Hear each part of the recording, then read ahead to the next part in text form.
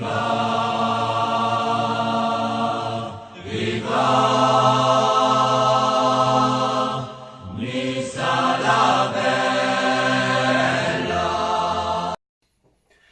bon, Jamie Dissart, on va se faire le petit débrief de ce Angers OGC Nice.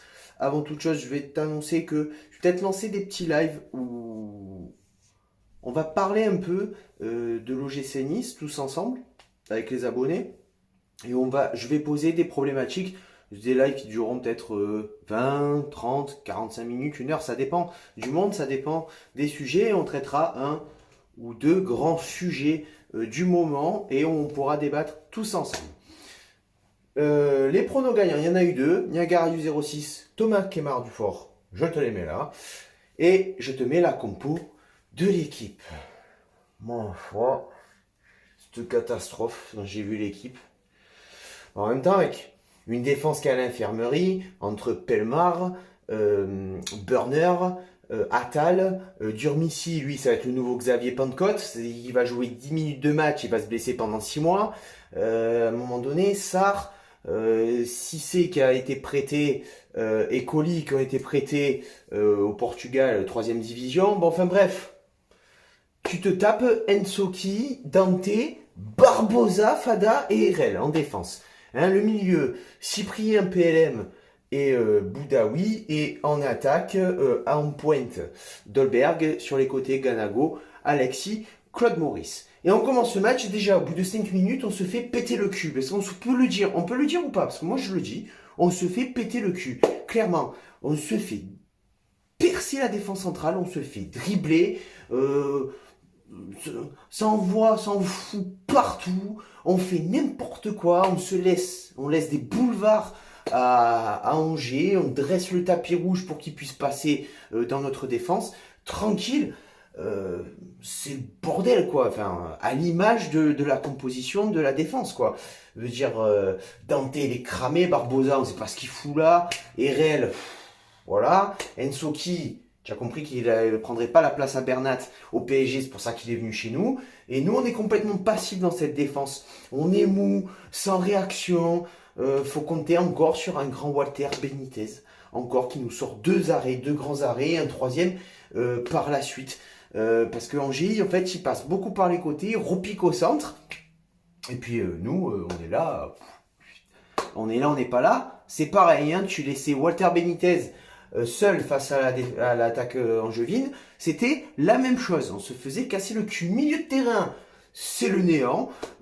Pas d'application dans les transmissions de balles. Tu t'alignes pas 3 passes. T'alignes pas à un moment donné. Enfin, t'arrives pas à jouer. Tu balances des longs ballons, mais t'arrives même pas à faire la passe à un mec qui est à 2 mètres de toi. Qu'est-ce que tu vas envoyer un ballon à 40 mètres plus loin? Je veux dire, à un moment donné, joue simple, c'est le mieux. Surtout quand tu as du mal comme ça face à une équipe d'Angers, tu vois. La seule action nette qu'on se procure, c'est à la 26e minute, sur une superbe ouverture réceptionnée par Ganago, qui centre à ras de terre instantanément pour Dolberg, qui va la mettre beaucoup trop haut. C'est la seule occasion qu'on a. Et dans ce match, gros manque d'intensité, de réalisme, de projection vers l'avant, une mauvaise attitude, moi je trouve, des joueurs sur le terrain, parce qu'il n'y a pas de réaction, tu as l'impression qu'ils s'en battent les couilles en fait. Ils s'en foutent. Allez, si on perd que 1-0, c'est bien, ça va, ce sera pas catastrophique au vu de l'équipe. Si on rapporte un match nul, tant mieux. Puis si on gagne, ben voilà, c'était inespéré, donc c'est plutôt pas mal, tu vois. Moi, c'est ça un peu l'impression qu'il me donne sur le terrain en ce moment, et il me gonfle en fait. Et après, tu connais la suite, tu connais la suite. On n'élève pas à notre niveau de jeu, donc forcément à la 37e minute, but de Tube, qui part sur son côté gauche, qui repique dans l'axe, qui s'appuie sur Mangani, qui lui remet, et après il enroule sa frappe, et ça fait but. Ça fait but à la 45e minute, la deuxième grosse occasion de l'OGC Nice. Boudaoui qui voit son centre détourné, qui revient dans l'axe sur Alexis Claude Maurice. Le mec il tire au-dessus, il tire en force, mais putain les cages elles sont vides.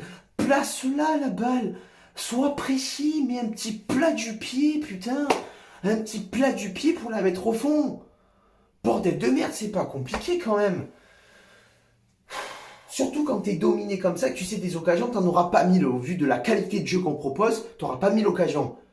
Et encore heureux, heureusement qu'à la 48e minute, l'arbitre, il est clément, il offre un penalty. Il n'est pas évident le penalty pour moi. Bon, tu me diras, tu as des arbitres ici pour beaucoup moins que ça, hein, on est d'accord. Mais pour moi, il n'est pas évident. Il n'est pas évident sur la faute de Ganago. Voilà. Cyprien qui la frappe, qui la transforme. Et on revient au score à la mi-temps, juste avant la mi-temps, pour repartir en deuxième.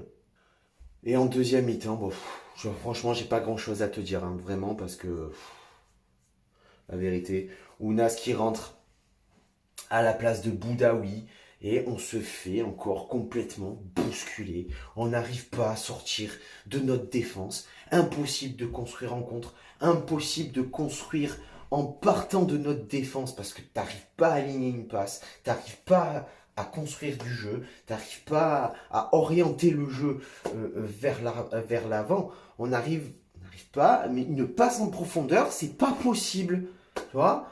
Moi, je dis à ce moment-là, Vieira, change de tactique.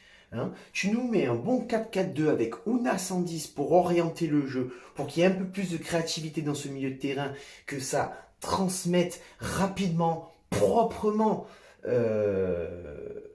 et construire vers l'avant. Vieira, ton 4-3-3, à un moment donné, cette année, il ne marche pas. Je pense qu'il faut revoir totalement la composition de jeu de l'équipe.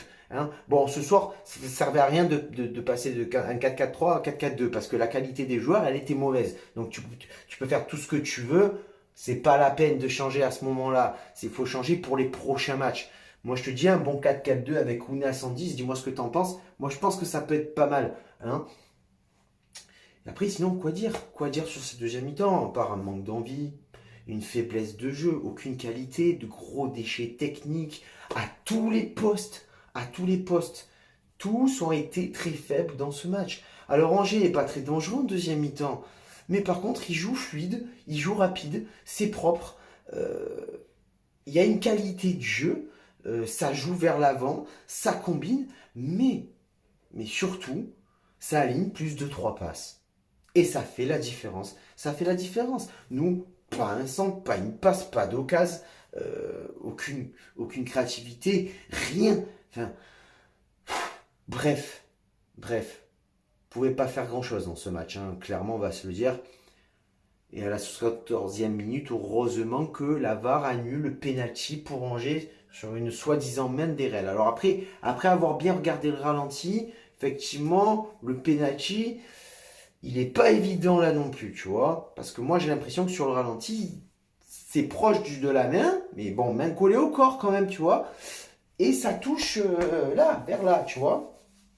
Je sais pas, je regarderai bien après le débrief, mais voilà. Et à la 78e minute, Vieira qui sort Ganago pour faire entrer Maoulida. Là, j'ai dit, il a décidé. Je pense qu'il veut qu'on le perde le match. Moi, je pense qu'il veut qu'on le perde. Ou du moins qu'on ne le gagne pas, qu'on reste à même partout, tu vois. Parce que dans ce match, soit Angers est meilleur que nous, clairement, ils sont au-dessus, soit les joueurs, ils s'en battent les couilles. Ils s'en battent les couilles parce qu'il n'y a pas de réaction dans ce match, en fait. Il n'y a aucune réaction, que ce soit en première mi-temps, après le retour des vestiaires. Je sais pas ce qu'il a dit Vieira. Donc, tu as l'impression qu'ils s'en battent les couilles. Franchement, moi, c'est mon impression. Dans ce match, j'ai eu l'impression qu'ils s'en battaient les couilles. Voilà. J'ai plus grand-chose à dire sur ce match. Le top 3, pour moi, l'homme du match, Walter Benitez et basta. Il n'y a pas d'autres. Ils ont tous été mauvais. Il n'y en a pas un qui a su élever le jeu, il n'y en a pas un qui a su sortir du lot, il n'y en a pas un qui a su faire une bonne passe à un moment donné. Non, voilà, Walter Benitez, basta. Sur ce, on se retrouve pour le prochain match. Ciao Viva, la Bayeta et Issa Nice.